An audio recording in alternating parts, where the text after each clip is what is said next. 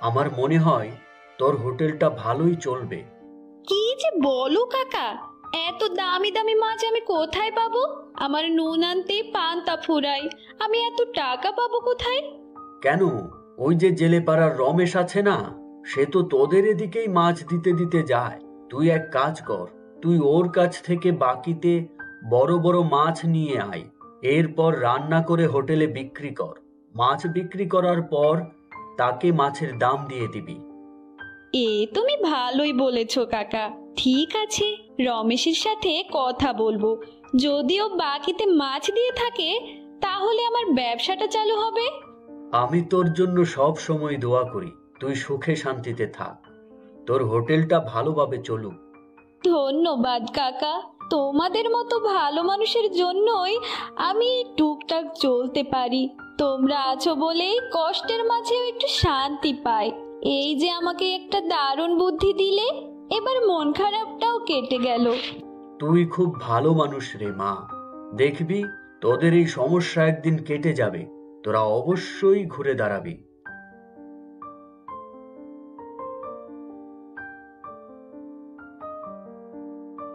মালতী, ও মালতী, রান্না করছো? এদিকে একটু এসো, তোমার সাথে একটু কথা বলতে এসেছি। কি ব্যাপার জমিদার সাহেব, হঠাৎ আপনি আমার দোকানে? তেমন কিছু না, এমনি এসেছি। তুমি সারাদিন কাজ কাম করো, এসব দেখে আমার খুব কষ্ট হয়। তুমি চাইলে তো হোটেল বাদও দিতে পারো, এখনো সময় আছে। ওই অসুস্থ স্বামীকে ফেলে তুমি আমার ঘরে চলে আসো, আমি তোমাকে বিয়ে করতে চাই। ছি জমিদার সাহেব, এসব আপনি কি বলছেন? আপনি আমার বাবার বয়সী হয়ে এমন একটা বাজে প্রস্তাব দিতে পারলেন বলুন তো? আপনার ঘরেই তো 4জন স্ত্রী আছে। কি? আমি তোমাকে স্ত্রীর মর্যাদা দিতে চাচ্ছি, আর তুমি কিনা আমার সাথে খারাপ ব্যবহার করছো? শোনো, সোজা সাপটা একটা কথা বলি, আমি সোজা কথা বলতেই পছন্দ করি। তোর স্বামী আমার কাছ থেকে অনেকগুলো টাকা ধার নিয়েছিল। যদি 1 মাসের মধ্যে টাকাগুলো শোধ করতে না পারিস, তাহলে তোকে আমি জোর করে উঠিয়ে নিয়ে গিয়ে বিয়ে করব, বুঝলি? আপনাকে গ্রামের সবাই সম্মান করে, অথচ আপনি আমার অসুস্থ স্বামীর সরলতার সুযোগ নিয়ে আমাদের হোটেল দখল করার পায়তারা করছেন। আমি কিছুদিনের মধ্যে আপনার সব টাকা পরিশোধ করে দিব। আপনি এখন আসুন। পেটে ভাত নেই আর মুখে বড় বড় কথা। কিভাবে এতগুলো টাকা শোধ করিস আমিও দেখব। আর 1 মাসের মধ্যে টাকাগুলো যদি শোধ করতে না পারিস, তাহলে তোকে আমি উঠিয়ে নিয়ে যাব, এই বলে রাখলাম।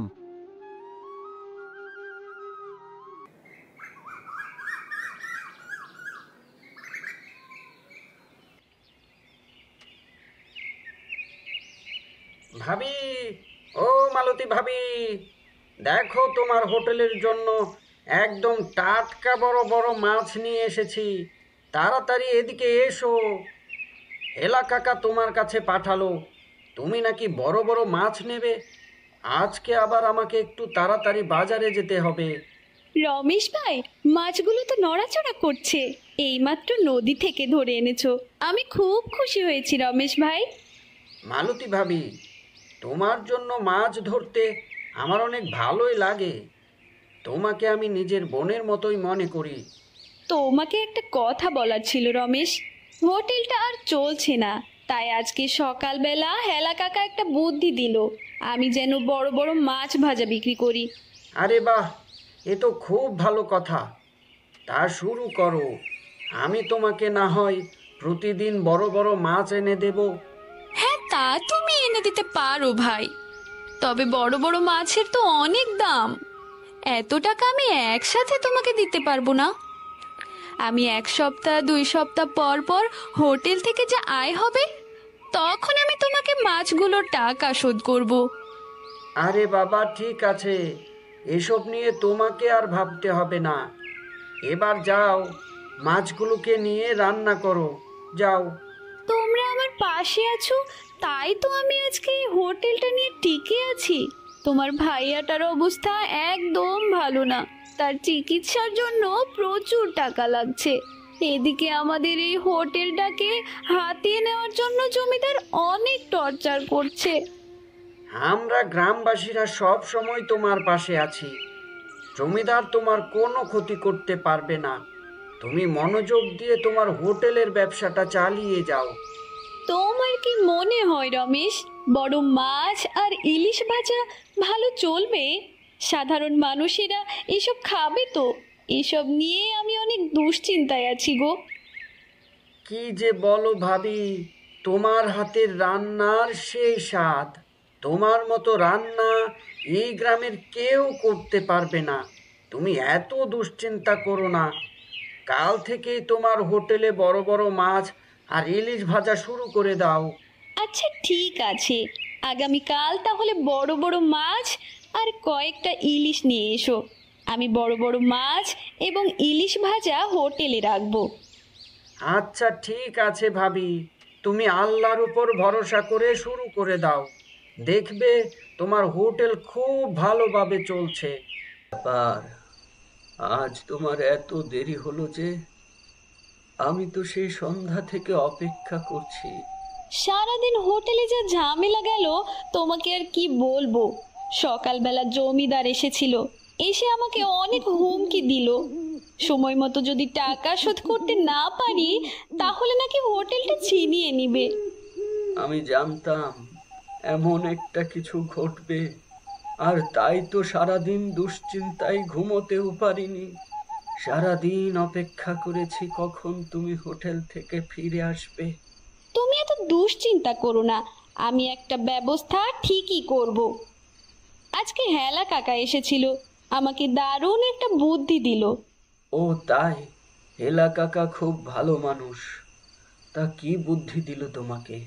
হেলা কাকা আমাকে বলল, তুই হোটেলে এসব খাবারের মেনু পরিবর্তন করে বড় বড় মাছ এবং তার সাথে ইলিশ ভাজা বিক্রি করবি। আরে বাহ, বুদ্ধিটা তো ভালোই দিয়েছে, কিন্তু বড় বড় মাছ এবং ইলিশের ভাজা তো অনেক দাম। এত টাকা তুমি কোথায় পাবে? আজ দুপুরবেলা রমেশ অনেকগুলো মাছ দিয়ে গেছে। ওকে বলেছি আগামীকাল যেন বড় বড় মাছ এবং সাথে কয়েকটা ইলিশ আনে, আর তাকে মাছগুলোর দাম কয়েক সপ্তাহ পর পর দিয়ে দেব। তাহলে তো ভালোই হয়। আর দেরি না করে আগামীকাল থেকেই শুরু করে দাও। আরে ইলিশ মাছের ভাজা করো। আমি আল্লাহর কাছে দোয়া করব যেন আমাদের হোটেলটা ভালোভাবে চলে। তুমি ঠিকই বলেছ, একবার যদি আইটেমটা গ্রামে পরিচিতি পায় তাহলে আমাদের আর কোনো সমস্যাই থাকবে না। আমাদের সব অভাব দূর হয়ে যাবে, তোমার চিকিৎসাটাও ভালো মতো চলবে, আর জমিদারের টাকাটাও আমি সময় মতো শোধ করতে পারবো। আর দেরি করো না, আল্লাহর নাম নিয়ে শুয়ে পড়ো। আগামীকাল সকাল সকাল তোমাকে উঠে হোটেলে যেতে হবে।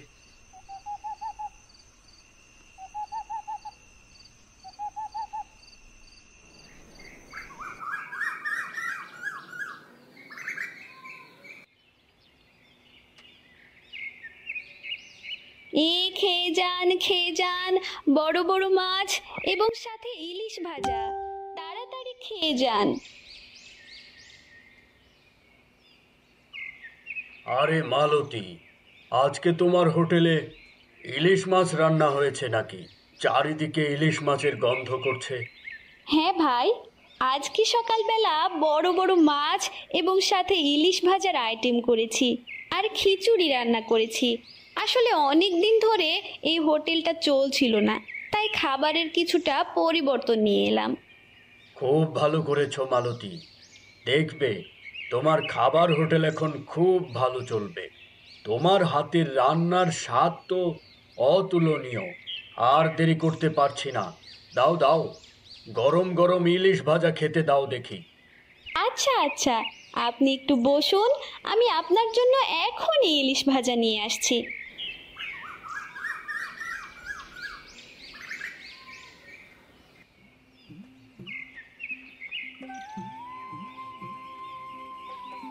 আরে বাহ, ইলিশ ভাজা তো দারুণ হয়েছে। এরকম ইলিশ ভাজা আমি আমার জীবনে কখনো খাইনি। তুমি অনেক ভালো রান্না করো মালতী। আসলে ভাই, এই ধরনের খাবার রান্না করতে আমি একদমই অভ্যস্ত নই। সারা জীবন মাছ ডাল ভর্তা ভাত এইসব রান্না করেছি। এত বড় বড় মাছ, তারপরে ইলিশ ভাজা, এগুলো জীবনে কখনো রান্না করিনি। এই প্রথম রান্না করেছি, তাই মনে মনে ভয় পাচ্ছিলাম কেমন রান্না হবে, মানুষ পছন্দ করবে কিনা। আরে না না, কি যে বলো, তুমি তোমার মাছ ভাজাগুলো দারুণ হয়েছে, একেবারে মুখে লেগে থাকার মতো হয়েছে। আমি এখন উঠি, আমার খাওয়া দাওয়া প্রায় শেষ। তা কত টাকা হয়েছে? মাত্র 200 টাকা হয়েছে। আরে না না, তুমি অনেক কম দামে বিক্রি করছো। এত কম দামে বিক্রি করলে তুমি পোষাতে পারবে না। এই খাবারের দাম কমপক্ষে 500 টাকা হওয়া উচিত। এই নাও 500 টাকা। এখন থেকে একটা ইলিশ মাছ 500 টাকাতে বিক্রি করবে। আসলে ভাই, গ্রামের বেশিরভাগ মানুষ তো গরিব, এত টাকা দিয়ে কি ইলিশ ভাজা খেতে পারবে? তাই দাম কমিয়ে ধরেছিলাম।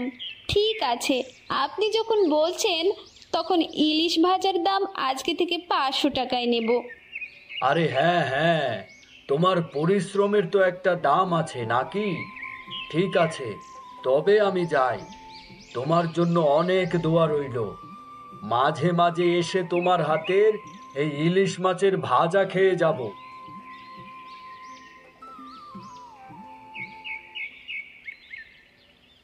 মালতী, তোর এই ইলিশ ভাজার কথা তো পুরো গ্রাম ছড়িয়ে পড়েছে রে। সবার মুখে মুখে তোর রান্নার প্রশংসা। ভাগ্যিস তুমি বুদ্ধিটা দিয়েছিলে হেলা কাকা, তা না হলে আজকে ব্যবসা করে আমি সফল হতে পারতাম না। আমার হোটেলে আগের থেকে অনেক বেশি খরিদ্দার বেড়ে গেছে। সব কিছু হয়েছে তোর পরিশ্রমের ফলে। তুই অনেক পরিশ্রম করতে পারিস রে। ইলিশ মাছ এখন কার থেকে নিচ্ছিস? ওই রমেশের কাছ থেকেই তো, তাই না? আমি তাকে সেদিন বলে দিয়েছিলাম তোকে মাছ দেওয়ার কথা। হ্যাঁ কাকা, রমেশ প্রতিদিন সকালে আমাকে বড় বড় মাছ এবং ইলিশ দিয়ে যায়, ওগুলোই আমি রান্না করি। আর কয়েক সপ্তাহ পর পর ওর টাকাটা শোধ করে দিই। ভাগ্যিস রমেশ ছিল, তা না হলে ব্যবসাটা চালিয়ে নিয়ে যাওয়া আমার জন্য খুব কষ্টকর হতো। আচ্ছা ঠিক আছে রে, এখন আমাকে কয়েক বাটি ইলিশ ভাজি খেতে দে তো। তুমি একটু বসো কাকা, আমি তোমার জন্য ইলিশ ভাজি নিয়ে আসছি।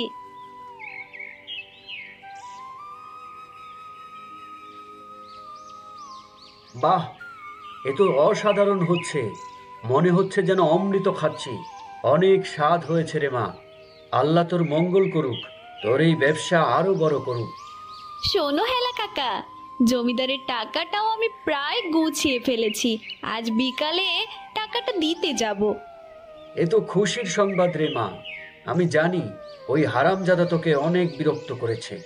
যত তাড়াতাড়ি সম্ভব টাকাটা ওকে দিয়ে আয়, আর ওকে হোটেলের আশেপাশে কখনো আসতে দিবি না। হ্যাঁ, আজকেই জমিদারের ওখানে যাব।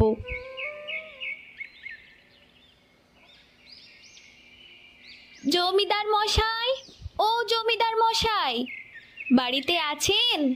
আমি মালতী, একটু বাইরে আসুন। আরে মালতী, হঠাৎ তুমি আমার বাড়িতে? টাকা পয়সার জোগাড় হয়েছে? আর তুমি কষ্ট করে আসতে গেলে কেন? তুমি বললে তো আমি নিজেই তোমার কাছে যেতাম দেখা করার জন্য। এসব আজেবাজে কথা না বলে এই টাকাগুলো ধরুন। আমি আপনার টাকা শোধ করে দিলাম। আপনাকে যেন আমার হোটেলের আশেপাশে কখনো না দেখি। ঠিক আছে মালতী, ঠিক আছে। তোমার হাতের ইলিশ ভাজার নাকি গ্রামে অনেক সুনাম রয়েছে। ভালোই তো, আমার টাকাগুলো সময় মতো দিয়ে দিলে। কিন্তু এত বড় অপমান না করলেও পারতে মালতী। তোমার অপমানের প্রতিশোধ আমি নিব। আমিও দেখব কিভাবে তোমার হোটেলে বড় বড় মাছ এবং ইলিশ ভাজা তুমি রান্না করো। আল্লাহ আমার সাথে আছেন জমিদার মশাই, আপনি আমার কোনো ক্ষতি করতে পারবেন না। দেখবেন আমার হোটেলটা আরো অনেক বড় হবে।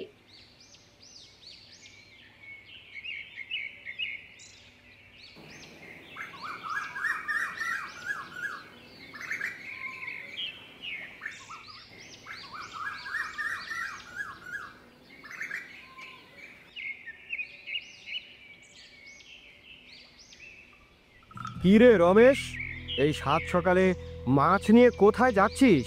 তোরা তো আমাকে খুব ভালো করেই চিনিস, আমি এই গ্রামের প্রধান। হ্যাঁ জানি আপনি গ্রামের প্রধান, কিন্তু হঠাৎ আমাকে এসব বলছেন কেন? এই গ্রামে তুই যদি থাকতে চাস তাহলে মালতীকে মাছ দেওয়া বন্ধ কর। তুই আর হোটেলের আশেপাশেও আর যাবি না। কেন, কি হয়েছে? মালতী ভাবির অপরাধ কি? তিনি তো সব সময় আমার টাকাটাকে পরিশোধ করে দেন। এত কথা বলবি না, আমি যা বলি তাই হবে। আমি চাই না ওর হোটেলের ব্যবসা বাড়ুক, তাই আজকে থেকে তোর মাছ দেওয়া বন্ধ।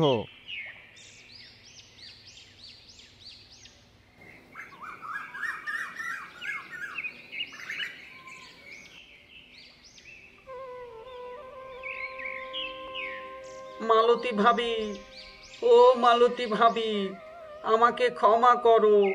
আমি আজকে থেকে তোমাকে আর মাছ দিতে পারবো না। আজকে জমিদার মশাই আমাকে অনেক শাসিয়েছে, বলেছে তোমার হোটেলে যদি মাছ দেই তাহলে আমাকে নাকি গ্রাম ছাড়া করবে। হে আল্লাহ, তুমি কেন আমাকে এত বড় বড় পরীক্ষায় ফেলছো? তুমি আমাকে পথ দেখাও আল্লাহ।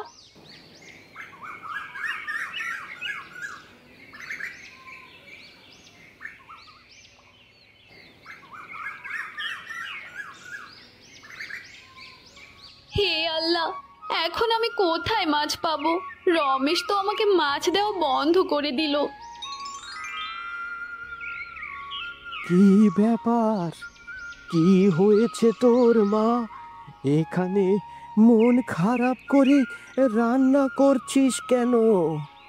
কে তুমি বাবা? এখানে তো কেউ ছিল না। ভয় পাস না মা, ভয় পাস না। আমি একজন সাধু।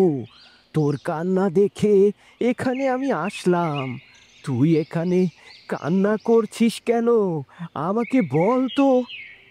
আর বলো না সাধু বাবা, আমার হোটেলে একটা ছেলে মাছ দিত। আজকে সে বলেছে সে আর মাছ দিতে পারবে না। আমার ব্যবসাটা বন্ধ হয়ে গেছে, তাই এখানে বসে কান্না করছি। আচ্ছা ঠিক আছে, তুই কোনো চিন্তা করিস না মা। আজ থেকে যখনই তোর মাছ প্রয়োজন হবে তখনই তুই মনে মনে আমাকে স্মরণ করবি। তখনই দেখতে পাবি তোর হাড়িতে অনেক বড় বড় মাছ হাজির হয়ে যাবে। কি বলছেন সাধু বাবা? এটা কিভাবে সম্ভব? বোকা মেয়ে, তুই চিন্তা করিস না। তুই ঘরে ফিরে যা। যখনই তোর মাছ দরকার পড়বে তখনই তুই আমাকে স্মরণ করবি। দেখবি সাথে সাথেই তোর হাড়িতে বড় বড় মাছ হাজির হয়ে গেছে।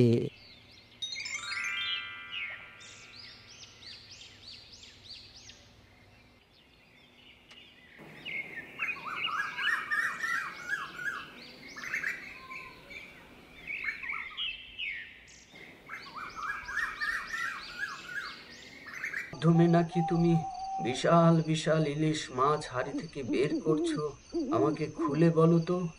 তুমি আমার স্বামী, আমি তোমার কাছে কোনো কিছুই গোপন করব না। একদিন আমি বনের ধারে নদীর কাছে বসে কান্না করছিলাম। তখন আমার কাছে একটা সাধু বাবা আসে, আর এসে সে আমাকে একটা বর দেয় আর বলে মনে মনে আমার কথা স্মরণ করলে বিশাল বিশাল হাড়ি হাড়ি মাছ বের হবে। আমি জানি মালতী, তুমি যা করেছো আমার পরিবারের জন্যই করেছো। আমি তোমাকে অনেক ভালোবাসি মালতী।